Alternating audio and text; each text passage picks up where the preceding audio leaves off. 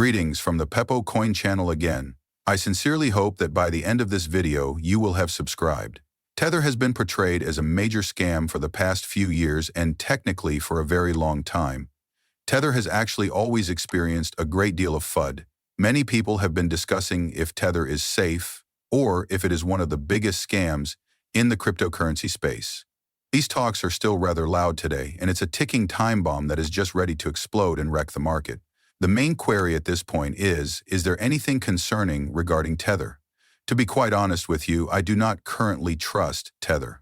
Since we have been informed for the past several years that this stable currency or this exchange is extremely safe just to discover that they are not, I actually don't believe any of these stable coins. Technically, I would only trust ROUSD at this time. The problem is that many of these exchanges don't actually make it publicly available.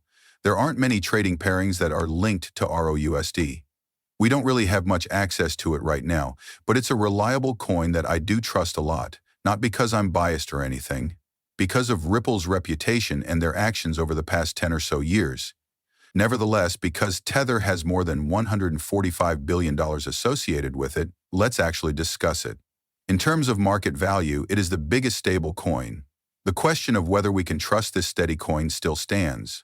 Now, if we go over here, the CEO of Tether wrote a post stating that, in comparison to other nations, Tether was the 7th largest purchaser of U.S. Treasuries in 2024. This is fascinating, isn't it? But let's consider what's happening here, shall we? Tether has made significant inroads into the U.S. market. And why wouldn't I be the biggest purchaser of U.S. Treasury bonds if I was putting up something that was essentially fraudulent? Technically, I'm one of the biggest buyers and holders of U.S. Treasuries. So if they target me, the U.S. market will suddenly start to crumble. You see, because they trust USDT and Tether, many people don't even investigate this or think it's possible. However, once more, the CEO of Tether has been quick to take defensive stances. Brad Gardninghouse recently discussed how the U.S. government may target Tether.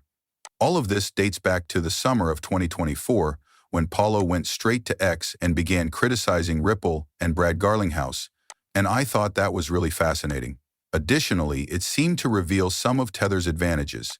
With any case, we also have this video clip showing Tether assisting with the debt security of the United States. Take a look. We are neither a charity or an NGO, after all. We don't see any of the several NGOs and charities that raise a lot of money to promote financial inclusion in the nations where we live. More than anybody else in the world, we helped hundreds of millions of people become financially included. Additionally, we are repurchasing the U.S. debt in the process.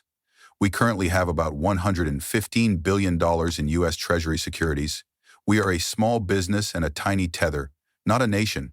However, if we were a nation, we would rank 18th in terms of U.S. debt ownership. Therefore, if you think about it, we also made the U.S. debt much more resilient. For instance, 3 years ago, there was just one decision maker in China who had authority over about $3 trillion in U.S. debt. They chose to sell a significant portion of it instead. And now that China only owes the U.S. $770 billion, that cannot happen with the USDT. As a result, we are in a situation where each of our 400 million users has a unique brain, mind, and personality. So none of them will wake up one day thinking, oh, let's redeem Tether so we can sell the U.S. debt no more. Again, everything seems wonderful on paper when we consider what is taking place here. Tether appears to be one of the major participants in this market. You know, they now own a significant portion of the American market. However, let's take a closer look at this. In actuality, Tether has not undergone a complete audit. They haven't been really open. Here, the CEO of Tether states that a thorough audit by a Big Four firm is the company's main goal after hiring a new CFO. Reuters is the source of this, and it was published on the 22nd. All right, we do wonder if this is truly going to happen, because we have been hearing this for a very long time. Now, if this does occur, does all of the rhetoric about Tether being dangerous and unreliable apply? Does that all disappear? It does, in my opinion, begin to dispel many of the claims that Tether is dangerous, a ticking time bomb, this, that, or whatever. However, since we've heard this a lot, we won't get a full-on audit until we do, that Tether isn't safe, in my opinion. It remains a ticking time bomb, in my opinion. In my opinion, it's connected to a massive Ponzi scheme that inflated Bitcoin's worth and price. There has always been a lot of talk about this. Additionally, do you recall this Smoke Dog post from September?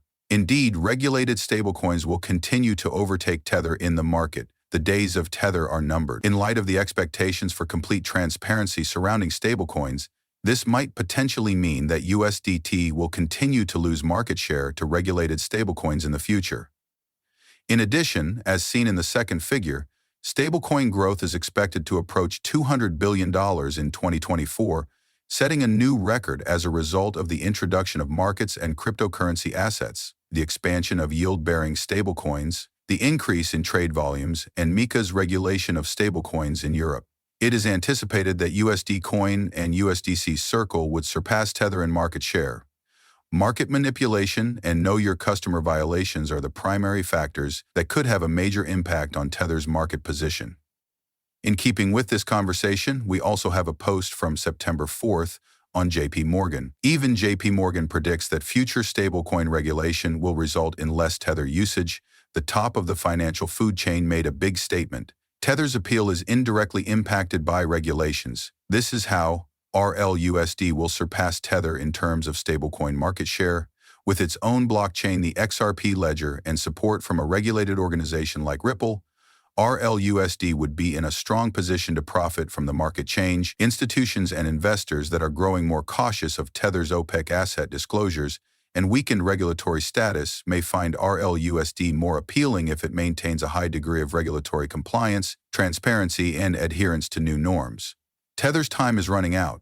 Here is the post about JP Morgan's prediction that future stablecoin laws will result in less Tether use. According to a JP Morgan analyst, Tether's use will be impacted by upcoming stablecoin laws in the US and Europe. Since stablecoins with better transparency and greater adherence to the new regulatory KYC AML norms would become more appealing, Tether would probably face indirect pressure from these rules.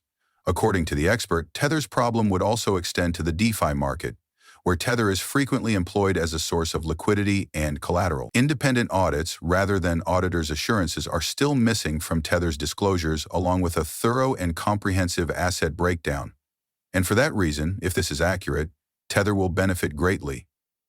Indeed, I do believe that it would greatly increase Tether's credibility.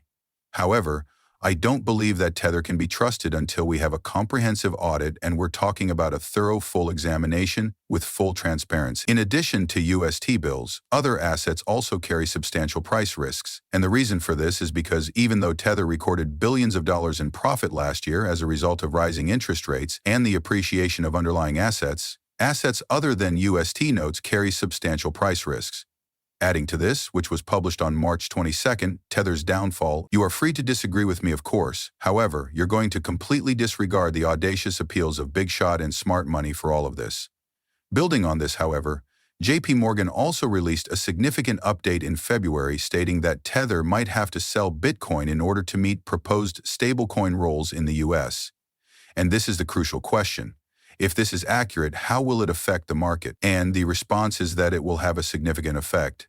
Is this all bearish now? The problem is that until the market goes down, we probably won't see Tether attacked, implode, or anything similar. That, in my opinion, will be a major trigger for it. In my opinion, it is comparable to FTX, if you will. This might still be something to closely monitor if all of this is accurate, and Tether cannot be relied upon until we receive this audit. Furthermore, a new stablecoin measure that was presented to the U.S. Senate in April will incentivize U.S. banks to issue stablecoins while penalizing non-banked stablecoin issuers and non-U.S. organizations like Tether. Furthermore, the Genius Stablecoin Bill, a huge thank you to Chad Steingrave for